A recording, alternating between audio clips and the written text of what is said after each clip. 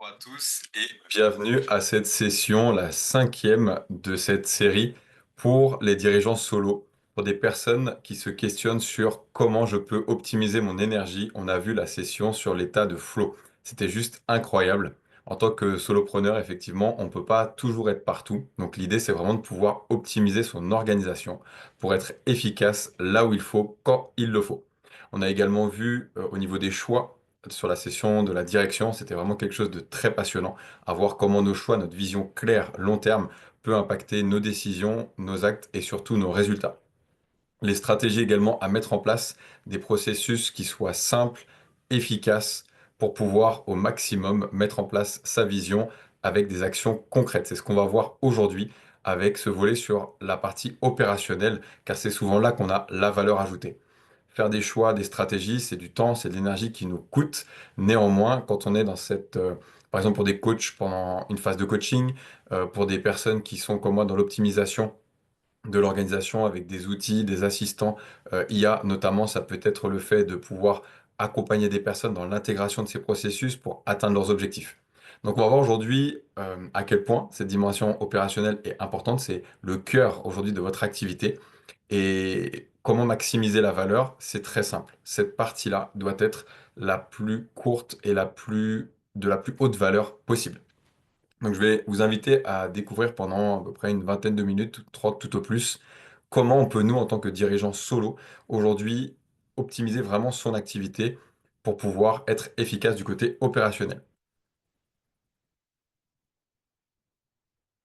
Donc, les trois objectifs de cette session, ils sont inscrits devant vous, c'est le fait d'optimiser vraiment ses opérations.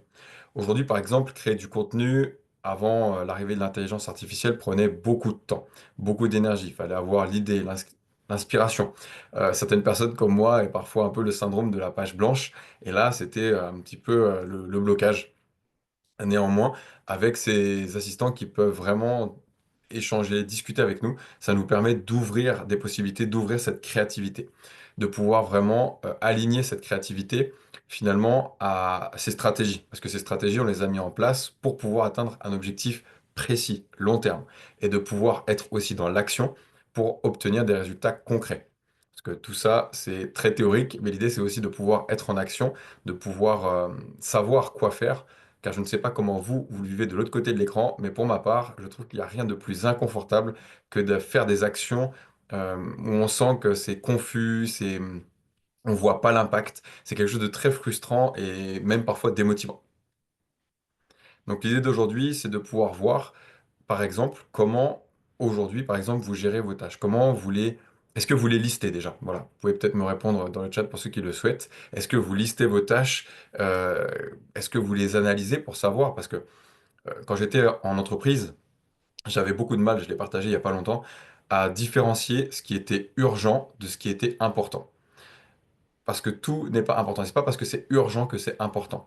Et le facteur entre les deux, c'est notre capacité à maîtriser nos émotions, à lister de façon pragmatique nos tâches et à pouvoir les hiérarchiser, les prioriser en fonction de leur impact et aussi des ressources pour lesquelles on va devoir attribuer soit du temps, soit de l'énergie, soit de l'argent, soit le combo des trois. Et donc dans ce cas-là, c'est très important d'avoir une vision claire aussi sur notre manière de travailler et ça permet vraiment de pouvoir le faire de cette manière-là. Il y a la méthode GTD qui permet d'accéder aussi à un certain mécanisme, à un certain processus de simplification pour pouvoir hiérarchiser vos tâches, pouvoir évaluer l'impact. Aujourd'hui, l'impact d'une tâche, on peut le voir de différentes manières. C'est l'impact effectivement que ça va nous coûter en termes de ressources versus le bénéfice. Et de le mettre dans le temps.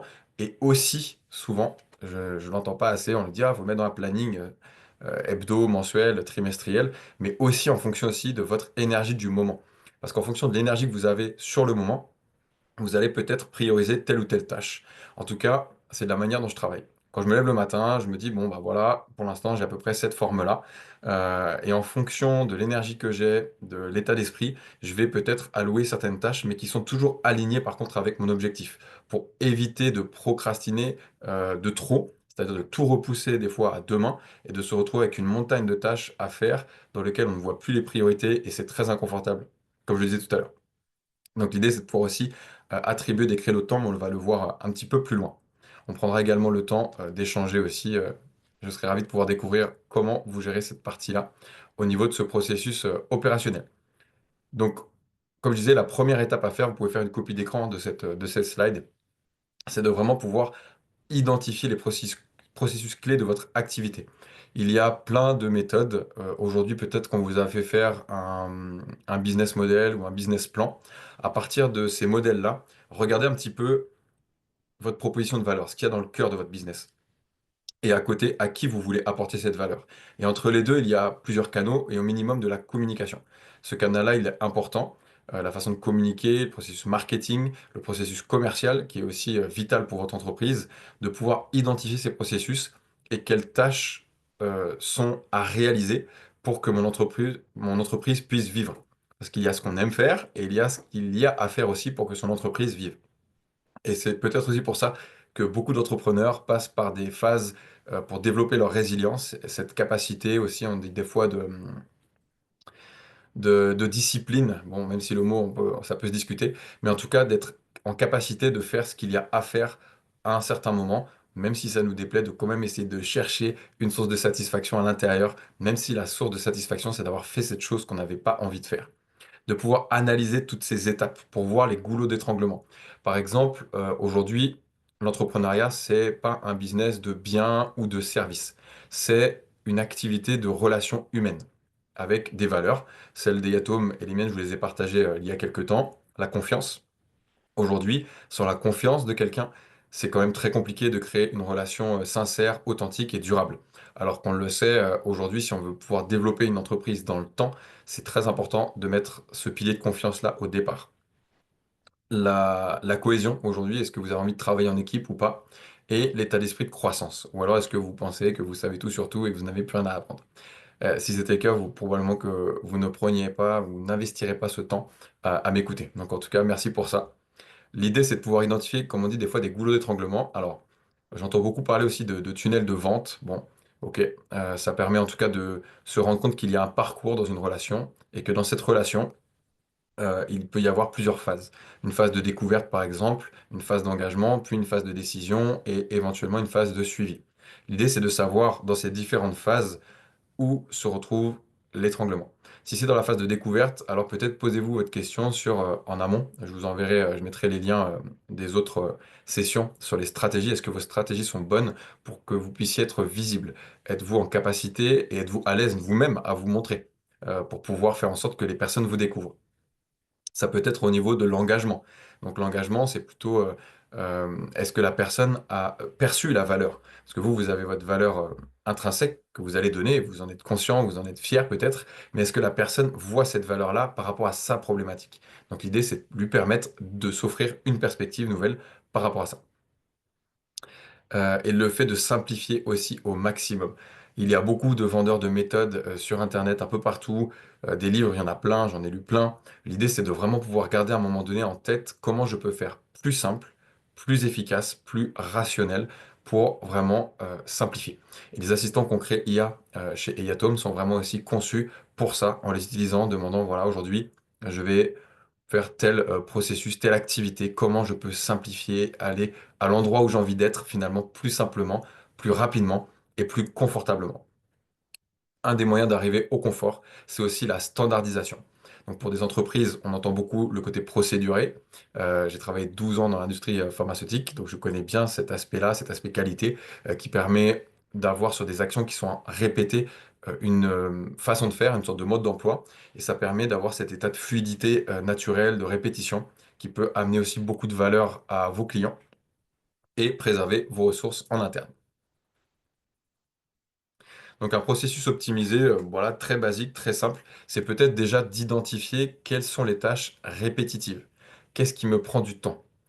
Déjà une question toute simple peut-être, est-ce que vous mesurez le temps que vous passez sur vos activités? Peut-être de façon journalière ou de façon hebdomadaire pour venir traquer des moments où finalement vous allouez du temps et donc finalement aussi de l'énergie, mais que cette tâche-là, c'est peut-être pas la tâche importante du moment qui est alignée avec vos objectifs.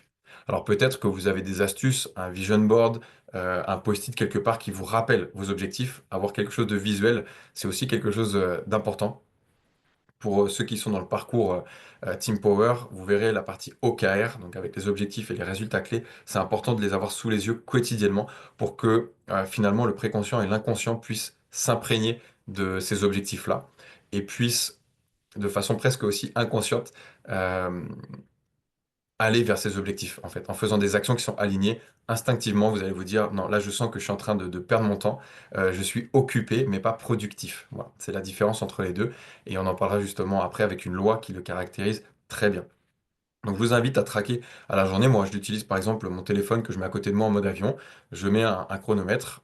Bien sûr, la veille, j'ai préparé une liste d'activités importantes par rapport à mes actions et je me focus là-dessus. Et pour moi, ma journée, elle est faite à partir du moment où j'ai fait ces to-do list minimalistes. C'est 3 ou 5 maximum. Si vous commencez à avoir des to-do list de 20 par jour, vous allez vous démotiver, voilà, vous pas vous sentir à la hauteur. Et ça risque d'être contre-productif pour le coup. Donc l'idée, voilà, moi que j'utilise, peut-être si vous avez d'autres idées, vous pourrez me le partager en commentaire dans le chat également, avec grand plaisir pour qu'on puisse en discuter tout à l'heure. Il est important aussi à l'ère de l'IA de pouvoir équilibrer le temps ressources entre l'humain et la machine.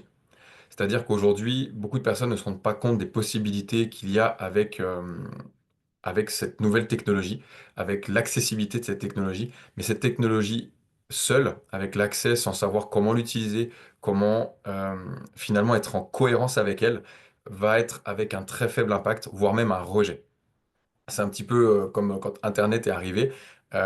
C'était une révolution technologique et il y avait donc ceux qui étaient pour, ceux qui étaient contre. Dans tous les cas, on ne peut pas arrêter une révolution qui est en marche et l'intelligence artificielle aujourd'hui est une révolution dans notre façon de travailler, va forcément nous impacter nous aussi en tant qu'être humain, va nous amener à nous questionner, à la questionner de façon différente pour pouvoir voir finalement peut-être un miroir et mieux comprendre qui on est, comment on fonctionne, ce qu'on a mis en place. Et tout ça, ça s'apprend. C'est pour ça que dans ce parcours, j'amène aussi mon soutien, mon expertise, pour que vous ne soyez pas seul face à cette technologie, face à vos enjeux, à vos épreuves dans votre activité. Puisqu'aujourd'hui, le plus important dans cette phase opérationnelle, c'est d'aller sur de la qualité. Aujourd'hui, vous avez vu, on est passé de l'ère avant-industrielle plus artisanale à l'ère industrielle. Qu'est-ce qui s'est passé entre ces deux ères? Il y a eu le fait de baisser la qualité pour optimiser les coûts, la productivité, etc. Et on a pu voir qu'aujourd'hui, on a un mode de consommation qui est pas forcément adapté par rapport aux ressources que possède la planète et qu'il y a un déséquilibre qui est en train de se créer. Et c'est la même chose dans votre activité entrepreneuriale. Si vous laissez en fait ce déséquilibre se faire, c'est-à-dire que vous dites bah, finalement je vais délivrer rapidement à beaucoup de clients, etc., quand la qualité ne sera pas, soit quelqu'un fera mieux que vous et auquel cas vous allez perdre des opportunités, soit vous ne serez pas recommandé et votre réputation va être entachée. Sachez-le, la réputation, c'est une des choses les plus importantes qu'on puisse avoir en tant qu'entrepreneur. Donc, et en tant qu'être humain aussi, tout court, pour pouvoir être recommandé, pas toujours à courir après des clients ou utiliser des techniques un peu grises, limite, de biais cognitifs pour pouvoir atteindre absolument ses objectifs dans son intérêt personnel. Ça s'appelle de la manipulation. Un entrepreneur qui est bon pour moi, c'est un entrepreneur dans lequel on a confiance, dans lequel on est capable de se laisser influencer temporairement pour pouvoir apprendre et aussi influencer cette personne positivement dans une démarche de croissance commune. Alors, on ne peut pas améliorer ce qui n'est pas mesuré. Donc, je vous invite, pour ceux qui ne sont pas familiers des chiffres aussi, vous pouvez me le dire dans le chat, on en parlera également tout à l'heure. Ce que vous ne mesurez pas ne peut pas être amélioré. Je répète, ce que vous ne mesurez pas ne peut pas être amélioré. C'est important d'avoir des indicateurs. Imaginez-vous demain, moi j'adore le voilier, être en pleine mer, dans une mer agitée et avoir aucun instrument de bord qui fonctionne, euh, rien du tout, vous ne pouvez pas du tout mesurer certains paramètres qui sont importants. Vous-même, vous êtes quelque part presque un instrument, donc si vous ne mesurez pas des choses très simples comme combien de tâches j'ai effectuées aujourd'hui, cette semaine sur le projet, vous n'allez pas mesurer la progression du parcours.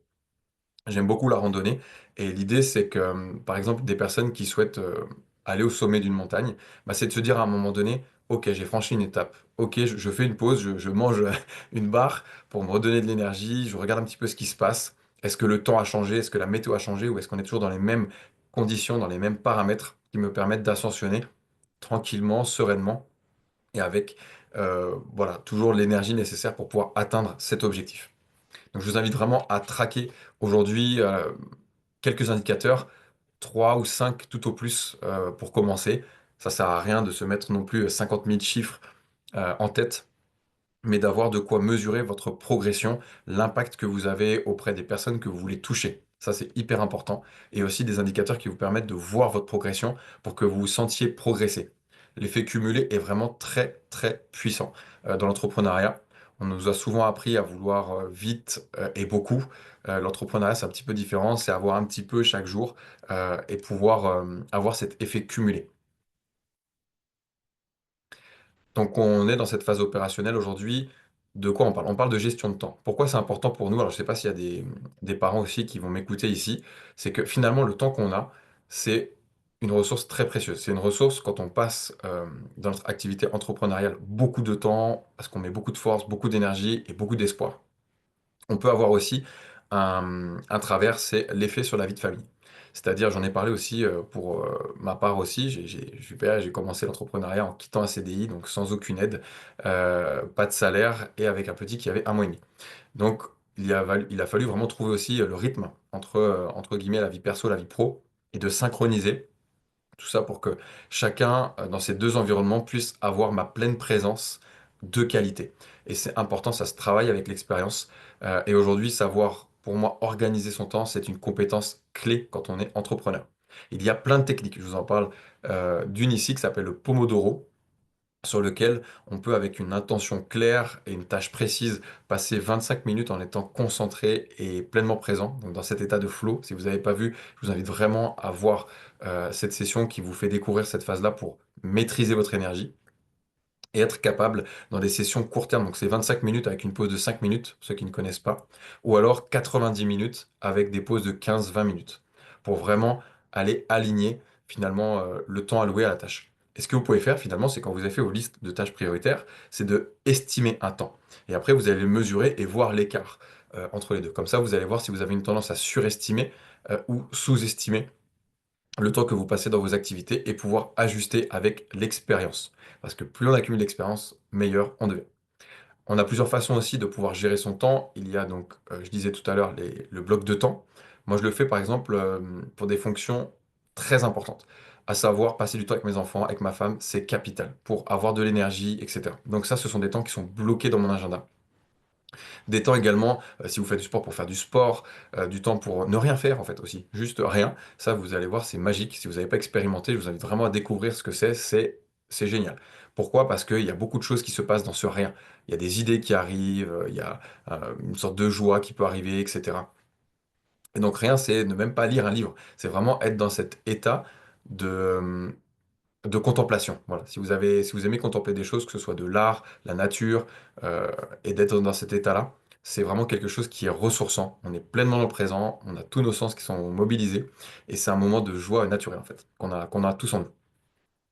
Pour ceux qui, donc les blocs de temps pour les choses vraiment très très très importantes et qui sont plutôt aussi de nature à se répéter. Pour les autres, des to-do list minimalistes, 3 à 5 maximum, c'est amplement suffisant pour pouvoir avancer. Vous imaginez sur 7 jours, ça fait déjà minimum 21 tâches. Si vos 21 tâches sont remplies et sont alignées à vos objectifs, forcément, vous allez avoir des résultats. Si vous n'avez pas les résultats, c'est que ces tâches ne sont pas priorisées et alignées à vos objectifs. Auquel cas, je vous inviterai à revoir un petit peu votre stratégie, venir me contacter et revoir également peut-être le live sur les stratégies. Il y a également, pour ceux qui ne connaissent peut-être pas, la loi de Parkinson. C'est de fixer des délais serrés, réalistes, mais vraiment serrés, pour éviter la procrastination. Ça nous met dans un état normalement de stress biologique qui nous donne envie, qui n'est pas un stress délétère, qui va nous fatiguer, nous épuiser. Donc apprendre à maîtriser aussi cette énergie de stress finalement, le stress positif, on pourrait appeler ça, est quelque chose de capital qui va mettre de la motivation, qui va mettre de l'engagement également pour pouvoir passer à l'action et éviter d'avoir des systèmes qui veulent nous maintenir dans une pseudo-sécurité, venir saboter nos objectifs. Le maintien de la qualité, j'en ai parlé tout à l'heure. Je vais aller assez rapidement ici sur cette slide-là. Vous pourrez revoir si vous voulez. L'idée, c'est vraiment d'avoir des standards clairs. pour avoir des critères. Voilà, aujourd'hui, c'est de qualité, d'accord, mais la qualité, je la mesure avec quoi? Qu'est-ce qui me fait dire que c'est de la qualité ou pas de la qualité? De contrôler régulièrement finalement cette qualité, ça peut être auprès de questionnaires, de feedback que vous avez auprès de vos clients, auprès de vos partenaires. L'idée, c'est vraiment d'avoir des feedbacks dessus, de solliciter et analyser régulièrement aussi les clients et de cette démarche d'amélioration continue. Donc, l'idée également, c'est de pouvoir avoir cette gestion optimisée des ressources. Donc, il y a plusieurs choses possibles. C'est l'audit des ressources. Donc, aujourd'hui, quel temps j'ai à ma disposition, quelle énergie j'ai à ma disposition et quel budget. Aujourd'hui, j'entends beaucoup d'entrepreneurs qui commencent des projets sans nécessairement avoir de budget. C'est un peu dommage parce que derrière, c'est une ressource en fait importante. Et alors je sais que le déni est est un des premiers biais humains. Néanmoins, quand on a les choses factuellement sous les yeux et qu'on voit ces ressources augmenter ou diminuer, ça permet d'avoir des décisions stratégiques. Et vraiment, j'insiste là-dessus, ça demande un apprentissage de maîtrise de ses émotions. C'est capital. Pour ceux qui le savent un petit peu, pour ma part, on a perdu 50 000 € sur un mauvais investissement parce qu'on a pris une décision alors qu'on était dans l'émotion. On déménageait, c'était pas du tout le moment. Néanmoins, on était là un peu dans cette phase de on fait confiance à l'univers. Et dans cette phase de on fait confiance à l'univers, voilà, et ça nous a coûté cher. Donc parfois, c'est bien aussi de se laisser bercer par toutes les possibilités que peut nous offrir. Voilà, la vie, en fait, tout simplement. Mais parfois, c'est aussi de redescendre un peu sur Terre et de se dire de façon très pragmatique, très posée, très terre à terre, qu'est-ce qui est en train de se passer et comment je peux, moi, en tant que personne, influencer ce qui est en train de se passer. Et d'être conscient aussi, finalement, de ce qui se passe dans l'environnement et de ce qui se passe en nous pour pouvoir se dire, OK, l'environnement, a priori, je ne peux pas non plus tout contrôler, tout modifier. Par contre, je peux contrôler ce que j'ai en moi. Je peux contrôler mon temps, je peux contrôler mes décisions, mon énergie, mon budget financier. Et donc finalement de prendre ces responsabilités-là. Devenir entrepreneur, c'est prendre des risques automatiquement. Maintenant, ces risques, ils peuvent être mesurés aussi. Et selon votre appétence au risque, vous pouvez décider de vous engager ou de vous désengager de quelque chose, ce qui ne sera pas perçu comme une trahison de votre engagement, mais plutôt comme une preuve de lucidité. Voilà. L'allocation stratégique, c'est ça. C'est vraiment d'avoir cet impact. Aujourd'hui, vous êtes entrepreneur, donc entrepreneur, entreprise. Une entreprise doit vivre. Et pour qu'elle vive, nous, il nous faut un cœur, il nous faut pas mal de choses pour vivre. Euh, une entreprise, il lui faut un flux financier positif. Et donc, l'idée, c'est de vraiment avoir une rentabilité euh, pour pour que vous puissiez le faire. Si jamais vous avez des doutes sur votre viabilité de projet, etc., pareil, venez me contacter, on en discute. Ça coûte rien de prendre un petit peu de temps, peut-être 30 minutes, 1 heure, et on voit un petit peu ce que vous avez à disposition pour pouvoir vraiment booster votre projet. Et d'être dans cette démarche, qui est une démarche aussi de croissance intellectuelle, quelque part, continue de se dire, OK, j'ai atteint ce résultat-là, c'est cool, c'est super, je le célèbre. Pensez à célébrer vos victoires aussi.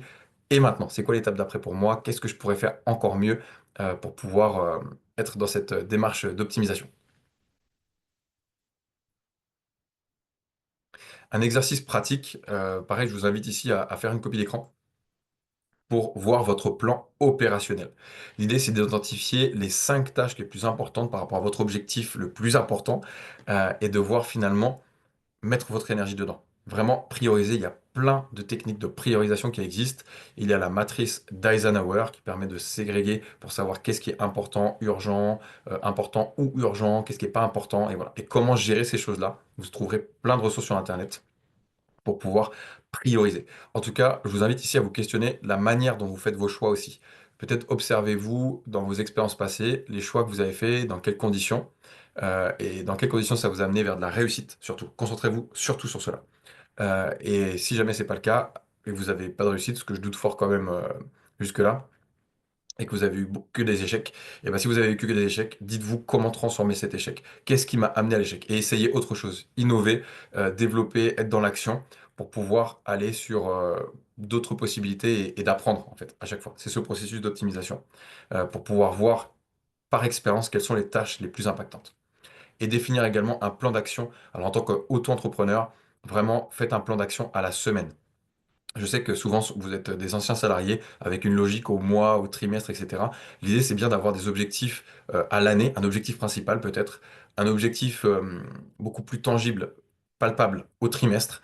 Et après, vous découpez en 12 votre objectif de trimestre en 12 semaines et vous mettez des objectifs à la semaine. Et c'est ça que vous allez pouvoir mesurer. Est-ce que je les ai atteints? Oui, non, pourquoi? Et avec ces objectifs hebdomadaires, vous allez vraiment avoir ce sentiment de progression. Et si jamais vous ne progressez pas, vous allez pouvoir identifier avec sincérité envers vous-même pourquoi vous ne progressez pas et qu'est-ce qui peut être du coup optimisé. Le programme Team Power, comme je vous le disais, c'est vraiment un allié. Pourquoi? Parce que c'est une approche d'abord humaine. Euh, Ce que j'adore faire, c'est vraiment transformer les obstacles en opportunités de croissance. Donc, savoir aujourd'hui qu'est-ce qui bloque, où est le grain de sable dans l'engrenage, et d'aller sur deux aspects. L'aspect humain. Aujourd'hui, voilà, j'ai 34 ans, pas mal d'expérience dans l'entrepreneuriat.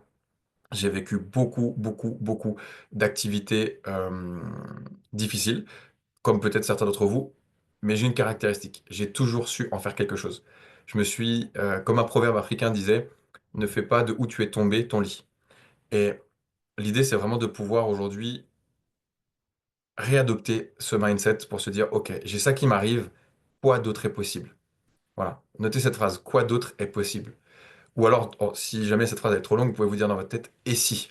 Et vous orientez la situation qui est pas OK, et si, et vous ouvrez l'opportunité, la possibilité que d'autres choses se passent. Si vous n'avez pas d'idée, je peux me rendre disponible pour qu'on puisse en discuter. Vous avez des assistants IA qu'on met à disposition dans votre parcours Team Power, dans lequel vous allez pouvoir échanger et se dire, voilà, donc aujourd'hui c'est l'état A, je veux aller à l'état B, j'ai imaginé ce parcours entre les deux, et si autre chose est possible? Et laissez voir peut-être la réponse qui vient en vous, qui vient d'une IA, pour pouvoir voir comment vous pouvez co-construire quelque chose finalement comme ça avec vos assistants. Donc ce sont des outils exclusifs. Aujourd'hui, on a une plateforme, un parcours qui va vous permettre d'aller sur des fondamentaux comme la maîtrise de votre énergie, voir si vos valeurs, votre vision, mettre tout ça dans un modèle économique et pouvoir, avec des objectifs clairs, être impactant dans vos actions. C'est également l'accès à une communauté d'entraide qui va vous permettre de partager vos visions, qui va vous permettre d'aller discuter, vous ouvrir à d'autres connexions, d'autres possibilités. Je vois encore beaucoup trop d'entrepreneurs centrés sur leur être en fait, leur vision, moi, et je juge pas du tout en fait. La plupart de ces entrepreneurs, ce sont des entrepreneurs qui, euh, qui en fait ne voient pas, n'ont pas le sentiment de sécurité minimum. Et du coup, en n'ayant pas ce sentiment de sécurité minimum, ça peut être une sécurité financière, affective, etc., n'ont pas l'ouverture nécessaire et toutes les opportunités qui leur passent devant les yeux, il y manque. Donc, si jamais vous connaissez aussi des entrepreneurs comme ça autour de vous, pareil, on peut se connecter déjà à une communauté, de voir que personne n'est seul déjà, qu'il y a une vraie solidarité, une vraie cohésion. En tout cas, c'est très important pour moi d'instaurer ce climat-là au sein de la communauté des Yatoms et plus particulièrement du programme Team Power. Maintenant, c'est le temps des questions-réponses. Moi, je suis ravi d'avoir partagé toutes ces informations avec vous en espérant que ça vous a apporté énormément de valeur, de questions peut-être aussi, de questionnements. En tout cas, ça fait bouger les choses, vous amener peut-être vers une réflexion personnelle. Peut-être que certains d'entre vous vont avoir envie d'explorer le programme Team Power, auquel cas je mettrai un lien aussi sous cette vidéo pour que vous puissiez l'explorer, regarder un petit peu, vous informer. Il y a aussi un questionnaire que vous pouvez remplir et ça sera avec grand plaisir de prendre 30, 45 minutes, 1 heure s'il faut pour qu'on discute, qu'on fasse connaissance humainement et de voir en quoi aujourd'hui on peut être un soutien, une ressource supplémentaire pour pouvoir mener à bien vos objectifs, voilà, votre vision, ce qui est important en tout cas pour vous.